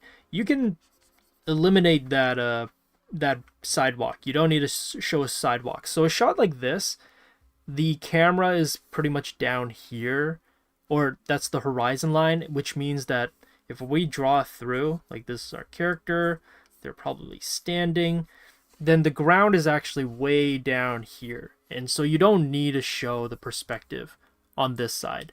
Same thing for this one as well. This one's okay. This one, you can show the ground, the building. It's very like looking down, like the camera's high up looking down on our character, makes our character feel like it's uneasy, they're in a dangerous situation. So I do like this camera shot. But for shots like this where it's like a side shot and almost the camera's like body height, you don't need these elements over here. Also not too sure what this is. If that is like another sidewalk, but if it is the sidewalk, this doesn't need to be there. I do like how this guy just shows up. I think what you can have here is an extra shot before shot J of a character just looking off, and then you have the building, and then you have the character just peek out. Because right now, there again, the transition's missing, where our character feels safe and fine, and then all of a sudden the character shows up. But because it just jumps from here to here is very jarring. So having, again, a transitional shot to show that our character feels safe, and then having the character pop back out, like the shady character pop back out, would help with the transition. Also, I don't know about this running pose. It's funny, and it's a little quirky. It's a little weird. I don't know if the character would be running with both their arms up. It's a little weird, but it's funny. I don't know if you're going for funny, but if you are, then sure. You can just go back to, I think, a dynamic running pose, which is, the fist down here, and they're running. I wouldn't have the arms up.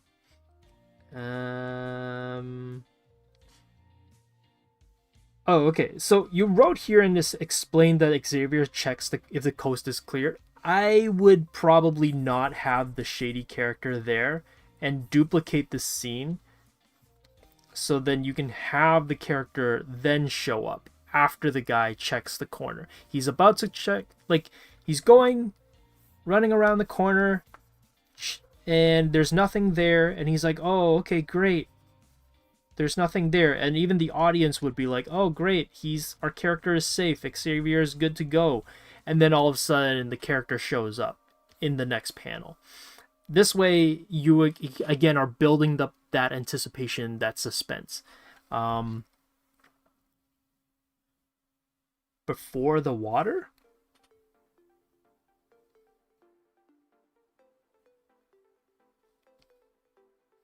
Show the hands? Yeah, I don't know. There's a lot that I think it's there. The beat and pacing is almost there. I think it's just more of like adjusting small little things to build up that anticipation and that tension. But I like this. Like, he's trying to move around. Boom, there's a shadow again.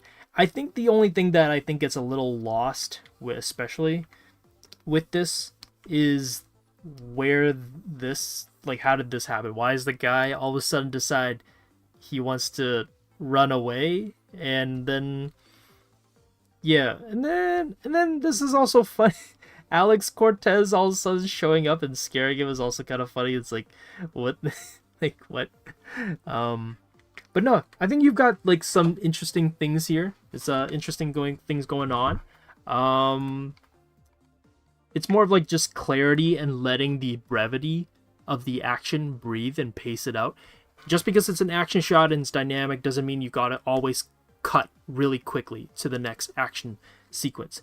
Let moments breathe, have moments of downtime to allow for that build up back to a dynamic high action sequence. If you want some great examples of action storyboards, or even just an action film in general, I would check out like Mission Impossible or Mad Max, although I don't know if Mad Max is maybe not technically, it's not PG. I think it's like R, but yeah. But Mission Impossible I think is like a good one. Yeah. I'm trying to think of like some action movie off the top of my head, but I can't really think of one right now. But yeah, it's 5:02. Thank you everybody for joining us. Again, I just want to close off by saying thank you everyone for submitting all your storyboards. It was great to check everybody's stuff out. Hopefully I was able to provide some helpful feedback to your storyboards, and I know how intimidating it can be to submit your artwork, and especially with storyboards. They're usually a little bit rougher and a little bit messier, but thank you for submitting. It was great seeing everybody's stuff. And you know, I'm just gonna leave this here as like a closing image to close out on. But again, we're gonna just end off with our closing statement. If you don't know who we are and you're just joining us, we are Wing Canvas, and our mission at Wing Canvas is to make education easily accessible to everyone, more specifically art education. So if you like what we were doing here, leave a like on our stream, subscribe, this way you know when we go live and what our upcoming stream is going to be. We are live every Saturday, Sunday at 3 p.m. Eastern time. Next week we won't be live though, because it is Victoria Day. So here in Canada we have Victoria Day. I think it's to celebrate Queen Victoria, and we get a weekend off. So we are not live next week.